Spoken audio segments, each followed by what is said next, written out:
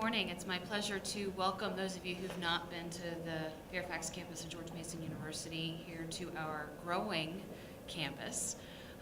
I'm very excited to have folks here and to be able to talk to people about things that I care about and that I study, but aren't necessarily the familiar faces that I see every day on campus, so welcome. The United States labor force changed markedly from the 1960s to the mid-1970s. In 1965, about 45% of mothers with children under the age of 18 reported being employed in the previous year. However, by 1975, almost 2/3 of mothers with children in the home reported being employed the previous year. Public opinion polls captured national worries about the changing division of paid and unpaid work and family responsibilities, especially among mothers with young children. The first national surveys measuring worries about families moving away from a traditional division of paid and unpaid work with men as breadwinners and women as homemakers were conducted in the mid-1960s.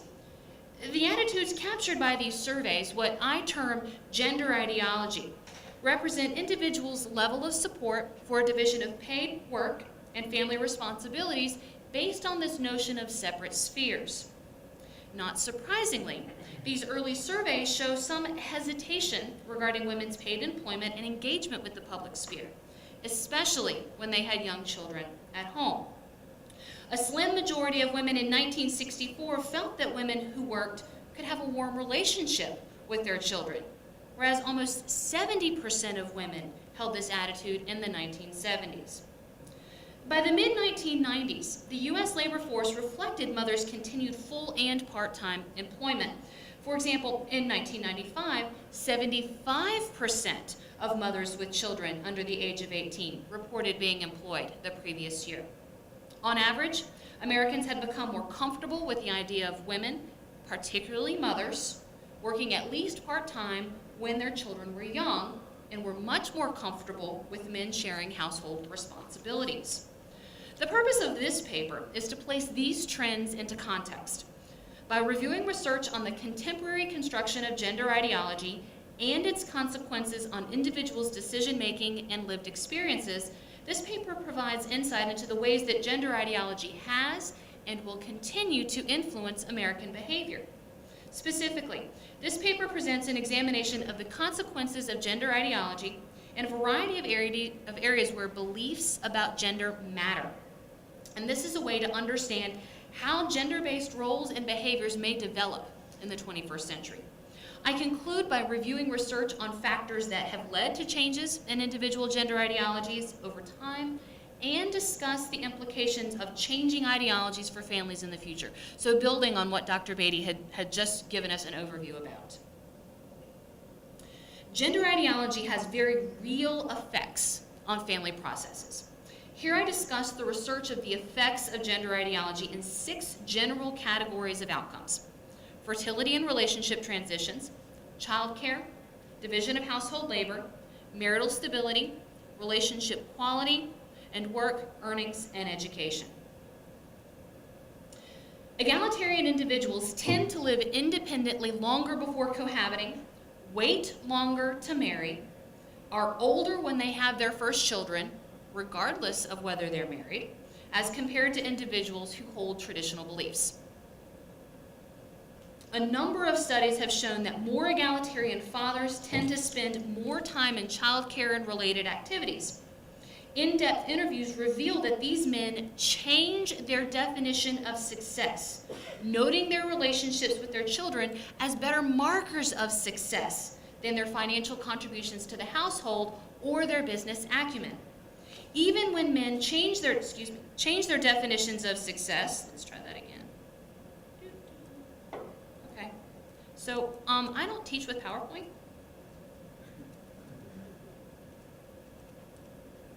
Thank you for your patience. So even when men change their definition of success to include a balance of work and family, they encounter structural constraints that inhibit the enacting of their beliefs. Indeed, although shared childcare is associated with holding egalitarian gender ideologies, holding these beliefs is neither a necessary nor a sufficient condition for equal parenting. Most studies find that men with more egalitarian ideologies do a greater share of household work, while women with more egalitarian ideologies do less household work. One author especially notes that in the summary of many of these studies, quote, husband's gender ideology may in fact be a stronger determinant of housework divisions than the wife's gender ideology. I'll come back to that in a moment. There's mixed evidence for the relationship between gender ideology and marital stability. In at least 2 studies, women's gender ideology is unrelated to marital stability, while in others it's found that traditional women are at somewhat of a lower risk of marital instability. One study, however, found that women who were married to egalitarian men were at a lower risk of marital instability, but that the wives' ideology had no influence. A number of studies have found that gender ideology is related to self-reports of relationship quality. More egalitarian wives tend to report lower levels of marital or relationship quality, while non-traditional men tend to report higher levels if there's any influence of men's ideology at all. Veronica Titchener's research provides a possible mechanism for understanding the influence of gender ideology on relationship quality, especially for men. In her research on couples where women out-earn their husbands, Titchener notes that men with egalitarian ideologies do not see their identities as men as being threatened by their wives' breadwinning status.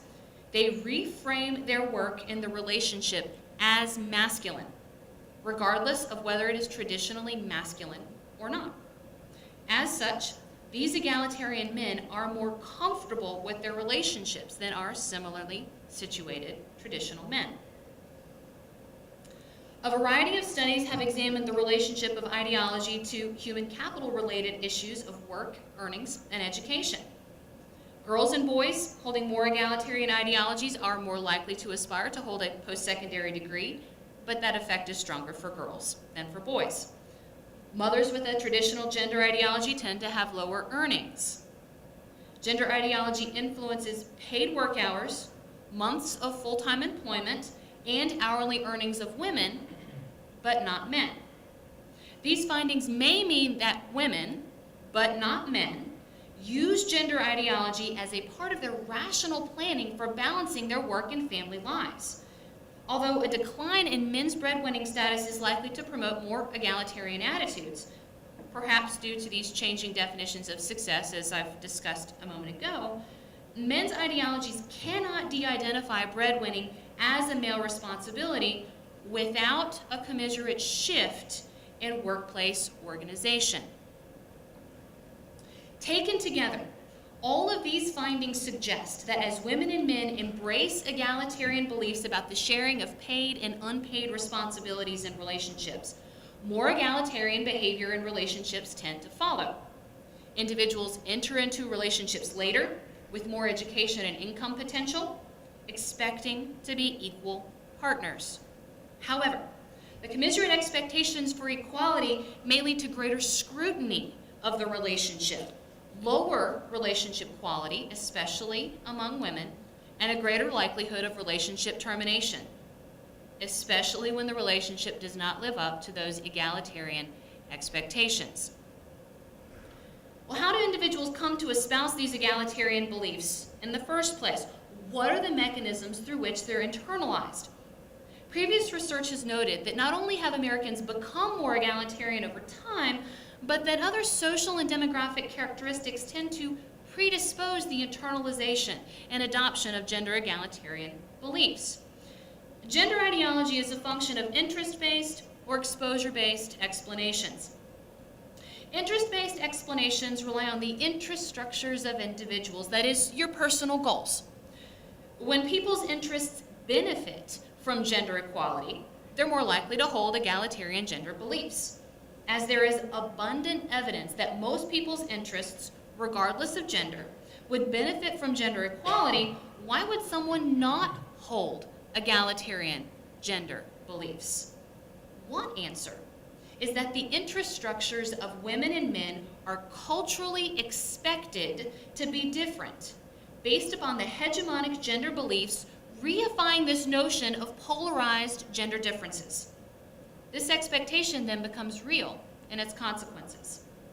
This explains why women have more egalitarian gender beliefs than do men, as men are less likely to believe, based on cultural expectations, that gender inequality is going to hurt them in some way, whereas equality could benefit them. Exposure-based explanations argue that exposure to ideas and situations that are consonant with egalitarian ideals will lead to the development of egalitarian beliefs. This exposure may be in the form of socialization, education, or personal experience. These explanations are inherently about change over time. Exposure to egalitarian ideals or situations encourages the subsequent development of egalitarian ideologies. Conversely, exposure to situations encouraging individuals to believe that egalitarianism is not in their best interest will lead to less egalitarian beliefs. Alternatively, individuals could become less egalitarian to reduce cognitive dissonance in interactions where gender egalitarianism is expected, but gender inequality is historically the norm. Think here about marriages and parenting. The literature provides evidence of both interest-based and exposure-based explanations. Among interest-based explanations, an individual's social location vis-a-vis social inequality seems to influence their gender ideology. Women and men hold different gender ideologies, with women slightly more egalitarian than are men. There is some evidence for racial and ethnic differences and gender inequality and gender ideologies, although the differences seem to be more a function of the intersection of sex and social class rather than race or ethnicity per se. Exposure-based explanations include the influence of parental ideologies, socialization, especially modeled behavior by parents, religion, educational attainment, employment, and entrance into the traditionally gendered relationships of marriage and parenthood. The literature also shows the complex nature of gender ideology construction over time, both as a person matures and gains life experiences, but as historical time passes. Think again back to the earlier charts of the change in belief structures in the United States over time. Influential life experiences, personal characteristics, and social contextual factors wax and wane in their import for gender ideology construction throughout the late 20th century. And there's evidence to suggest these changes will continue into the 21st century as well. Now, Americans report being more egalitarian now more than at any time in the 20th century.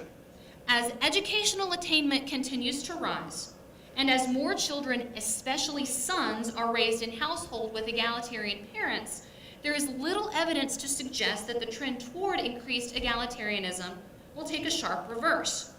This would mean that family outcomes related to gender ideology and increased egalitarianism, like delayed marriage and parenthood, shared parenting, and the increased likelihood of divorce, should be expected to at least remain stable, if not become more common.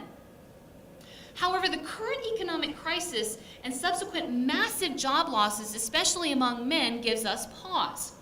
The literature is quite clear. Men's ideologies have greater influence in whether the household, the couple, or the family will be organized with and reflect egalitarianism. The long history in the United States between breadwinning and masculinity is reflected in the challenges that men face in changing their definitions of being a successful person from being focused solely on work and economic success, and to instead focus on their changed relationships with their family, especially the idea of being a great father. If men have taken a greater hit during this economic downturn, what kind of impact will this have on their sense of masculinity and their beliefs about gendered responsibilities? Some men will potentially embrace this reduced pressure of being a breadwinner, while others, especially traditional men, will perform what we term gender deviance neutralization. That is, they will do everything they can to hold on to being seen as a traditional, masculine man. Now, as a sociologist, I would be remiss if I focused solely on the individual level implications for families in the 21st century. Increased gender egalitarianism among individuals, leading to increased gender equality broadly and within families, is only part of the picture. Again, the literature is quite clear. Even the most egalitarian women and men run into structural constraints for enacting their beliefs. And in truth, so do those who are traditional in their beliefs as well. Without educators encouraging girls and boys to have the same educational goals, and without access to quality education, having an egalitarian ideology can only enable young women and men's educational attainment up to a point. Without true pay equity, including equity in beliefs in benefits for part-time workers, families will continue to make tough choices about sex specialization and employment with unequal consequences for their family members. Without the real encouragement and facilitation of equal parenting and caretaking by workplaces, families will continue to fall into culturally easy patterns of sex-based responsibilities for the care of others, and that is detrimental to both families and the society as a whole. One of the common threads running through this literature is that gender ideology often functions as a lens through which social processes and events are viewed, interpreted, and acted upon. Given the power of gender as an organizing characteristic in contemporary societies, it is no surprise that gender ideology is a primary lens through which both women and men view the world. Decisions we make in our lives are often guided by the ways in which we believe that relationships between women and men should be. One will view one's place in an intimate relationship, role as a parent, occupational choice, and many other issues very differently based upon whether or not one holds a traditional or non-traditional belief. As the 21st century will undoubtedly continue to see challenges to the use of gender as an organizing principle, both at the macro and the micro levels. Research and policy must not ignore the influence of gender ideology on these gender-based behaviors, these aspirations, and people's expectations. Indeed, this overlooked mechanism can not only help make sense out of gender inequalities in the past, but can provide a possible pathway toward egalitarianism in the future. Thank you.